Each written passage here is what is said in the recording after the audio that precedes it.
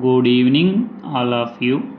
Today we are discussing on the topic of one nation, one election. Related to this topic, we are going to the discussion on the points of why it is in the news. And second thing, what is the one nation and one election, and what that committee recommended, what are the key points on that recommendations, and constitutional articles related involved to this one nation and one election, and if one nation one election come into the picture, what are the benefits, and second thing, what are the limitations, and finally, is there any this type of one nation and one election in international or there in world, any country is following this type of future or not, we will discuss. Coming to the why this one nation and one election in the news, recently the high level committee on one nation one election led by former president Ramnath Kovind has proposed significant changes to enable synchronized elections across the India. Our former president Ramnath Kovind, he was the earlier president before the Draupadi Murmu. Okay, then coming to the next point, that is what is one nation and one election. One nation one election is a proposal to synchronize the timing of all elections in India, including those for Lok Sabha MP and state legislative assemblies and local bodies like municipalities and panchayatis.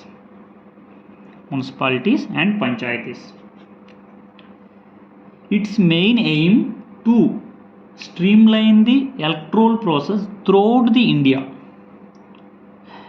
This is the one nation one election main proposal. Coming to the committee recommendation, the committee recommends that first point is two-step approach for simultaneous elections. Means first they will conduct Lok Sabha and state legislative assembly. After that they will keep the elections for municipalities and panchayatis. This is the first two-step approach. Second thing, some of the amendments required in the articles which are related to this one nation one election. If you take the articles, constitutional articles, article 324, this is for election commission, West for election commission. Like 83 and 172, one article is there, that is 5-year term for Lok Sabha and legislative assemblies.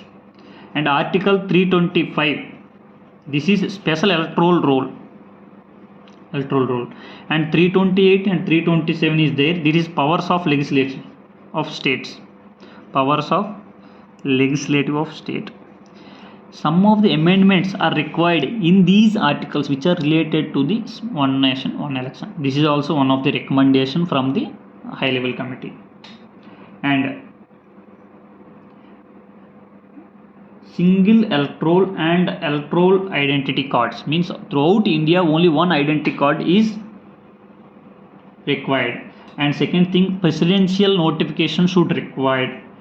And constitutional authority of parliament, means parliament should pass this bill, which means it should require some authority. This is also one of the recommendations. These are the key recommendations which we got from the high level committee.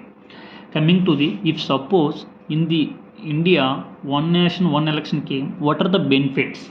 First thing is reducing election expenditure, means all at a time campaign, all those things will keep only one single time only. Now we are going to see the MPs, MLAs, MP will do one more campaign, MLA will do one more campaign. That time it's not required, only one campaign is enough for both MP and MLAs.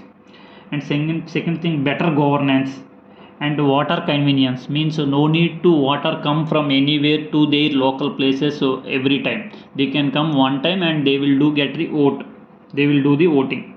and reduce security clearance. If you take now the separately some of the states getting MLAs and some of the states getting MP elections, though that our India defense sector will have to give security separately. That time not required. Reduce security concerns and reducing impact on education, means so many teachers they are participating in elections duty, so that time not required to more give the teachers leave. This is reducing the impact of education. These are the benefits. Coming to the limitations, what are the limitations? Ratification by the states. Ratification by states. Ratification means agreement, means states should agree for this one nation and one election. And constitutional changes, those are only article amendments is required. Constitutional changes. And anti-federalism and complexity of logistics. Means they have to EVM, all electro voting machines and security they have to send to place. And dominance by national parties only get the powers, and that time they will do more campaign compared to. And impact on democracy and voters choice. Finally, voters choice. These are the limitations. Coming to the international experience, in world also 3-4 countries they are following this type of future, one nation and one election. Those countries are South Africa, Sweden, Britain. These are the international countries, those who are following this type of policy. This is the topic which are relating to one nation and one election. Our former President Ramnath Kovind, he is the head of this high level committee. He has given some of the recommendations which are relating to one nation and one election. Thank you.